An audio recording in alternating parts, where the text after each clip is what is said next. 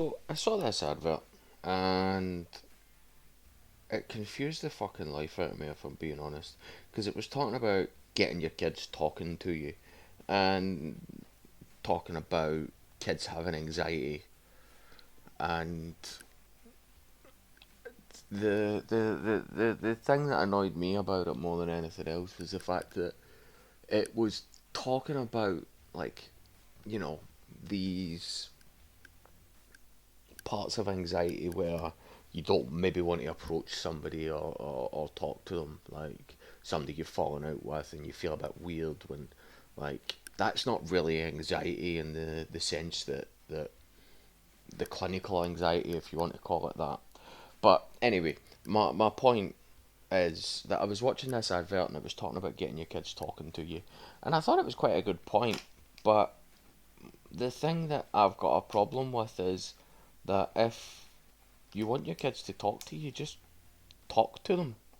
Like, don't treat them like they're a failed abortion, which is what a lot of parents do these days. They treat their kids like they're fucking some sort of, you know, thing that's there that just to annoy them, just to be there. You know, it's a thing that they're supposed to do is have a kid and raise a kid, and I find that a bit disturbing, really, that we need adverts to tell us to talk to our kids and let our kids know that they can talk to us. Like, my kids know that they can come to me about anything, literally anything. Doesn't matter what it is, doesn't matter when it is, doesn't matter who it involves. Like, they can come to me about it and I'll talk to them about it. And I don't really see the point. I understand the reason for the advert is because there are people out there that treat their kids like these fucking, well, failed abortions.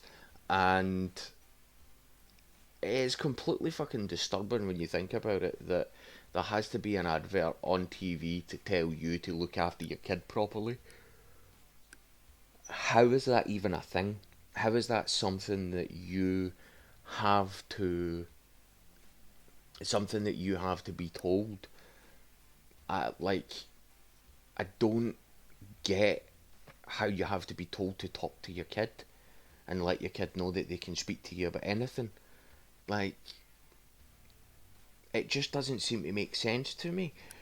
Like, my kids are of the understanding that you know, if they've got nerves about something, or they're a wee bit anxious about something, or they're scared of doing something, like, they can tell me and I'll help them through it, I'll guide them through it, and we'll go through it and we'll talk about it and we'll deal with it.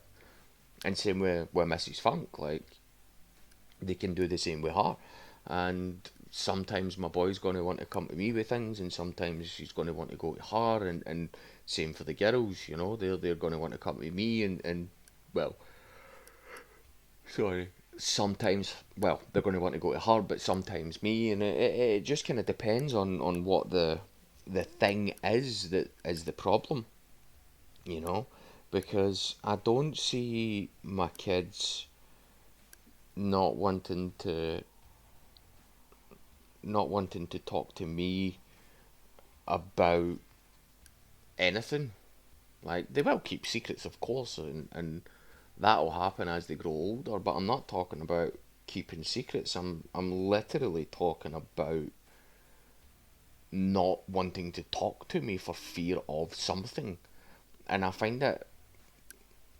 I don't want to say hypocritical because that's not the word, but I find it utterly ridiculous that people have the opinion and the belief that their kids are better than everybody else's kids, but at the same time, their kids are holding all this stuff inside and dealing with it in a way that is going to lead to long term damage later in life, because that's what happened to me. That's how I know, because it was what happened to me. Like, I could talk to my old man about most things, but unfortunately, he wasn't there all the time. There was he had work and different things like that, and so it had to be my mum. But well, let's just say she was the epitome of assholes, you know. And there was nothing that I could have, she could have done, should I say, that would have made me want to talk to her. It was always the, oh, stop your crying, you're a big boy, you're a man, men don't cry, that sort of stuff. And with my old man was the opposite, and he was old school as well. But he was with me anyway. Obviously, I don't know what kind of conversations he had with my siblings, but with me, it was very, very open, and we had honest discussions about loads of different things, and I was allowed to be as emotional as I was necessary when I was with him and when I was dealing with him. But when the person who is your main caretaker and the person who raises you most of the time, what happens?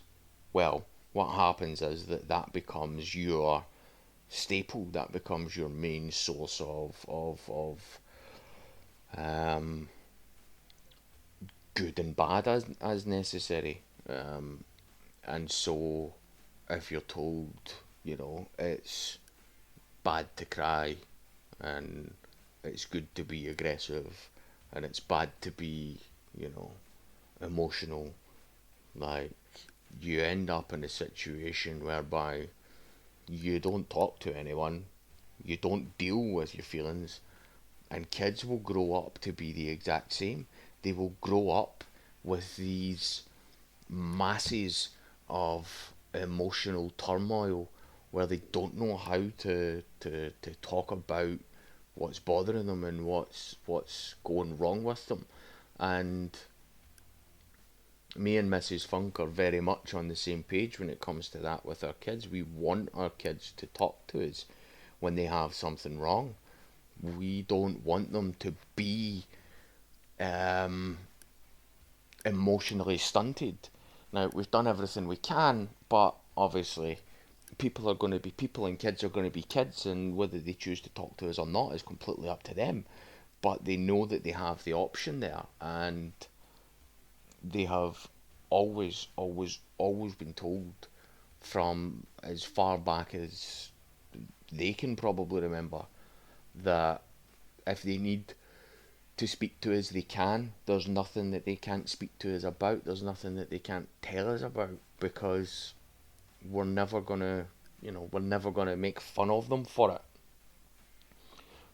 And it's one of the things that I grew up like the complete opposite of that, and that's where my understanding of it comes from is the fact that I know what will happen to a child if it is grown up in that situation where it is treated like an outcast and an outsider, and it is treated like it's just something there that is um, a life ruiner, shall we say. And if you grow up in that situation where you don't feel like there's anybody that you can speak to or anybody that you can discuss things with, then you're not going to get on emotionally in life without some sort of third party intervention. And luckily enough for me, I have done that, and I'm still in the course of it. But anyway, my point is just quite simply that the you need to talk to your kids sometimes like they're adults. You need to allow your kids to speak to you in whatever way they feel it necessary to allow their emotions out. Like if my kids are having a bad day or my kid wants to say something to me and it's really riled them up, like then I will give them leeway with the language that they use. They can be a bit more aggressive with their language, but at the same time, like earlier today, my boy, he was doing a Lego set that he got for his birthday, and he couldn't find a bit, and he started to get upset and started to cry about it. And I just said to him, like, it's just fucking Lego. Stop crying about it. Take a second, breathe, and look, because I can guarantee you haven't looked properly. And within 5 seconds, he found it, and that was him. He wasn't upset anymore. Boom, done, sorted.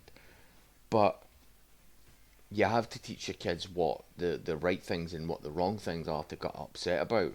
And in that situation, I had to tell him, it's not right to get upset about Lego. Lego's not something that you should get upset about because it's Lego, you know. Get upset that somebody calls you a name because kids don't understand the whole sticks and stones thing. But get upset at that. Get upset at somebody hitting you. That's fine. There's a multitude of things that you can get upset, but something like a missing Lego piece is not something that you can get upset by. It's not an acceptable thing to be upset by, and just had to explain it to him, and once he understood, and that was it. Um, so yeah, I mean, my main points here for this one, really, if I'm being entirely honest with you, is treat your kids the way they want to be treated. If they're having a bad day, talk to them and let them just be. Let them have their anger, let them have their outburst, let them have their rage. If they want to be angry and animated when they're telling you about it, let them. That's what I let my kids do. I give them, like I said, I give them leeway with that. You have to give them that leeway because if you don't, then you're just stunting them. Like, if you as an adult, the way I put it is you as an adult, if you're angry or annoyed at something, you're allowed to let that aggression out. You're allowed to voice that aggression and say things like, you know, I'm gonna fucking kill somebody, or I hate this person, I don't want to be friends with them. Like, I'm just using kid words, but you're allowed to do things like that. So why aren't you as a kid? You absolutely are as a kid, but you need to teach them how to control that and how to use it responsibly and be emotionally available for that sort of stuff. Um, so yeah, I mean, just talk to your kids, let them be what they need to be in the situation that they're in. Let them speak the way they need to speak in that situation. And honestly, just enjoy your time with them. Be there with them. Be present. Don't be stuck on your phone all the time. Don't be stuck on a computer all the time. Just be present. Even if they're doing something that you don't need to be involved in, just be there in the room with them while they're doing it. Enjoy them. Don't treat them like they weren't meant to be there, because they will pick that up eventually. They will understand that, and they will know that you don't like them. Anyway, guys, thank you very much for listening to this one. I do thank y'all for being here with me today. Y'all have a good day. Cheers.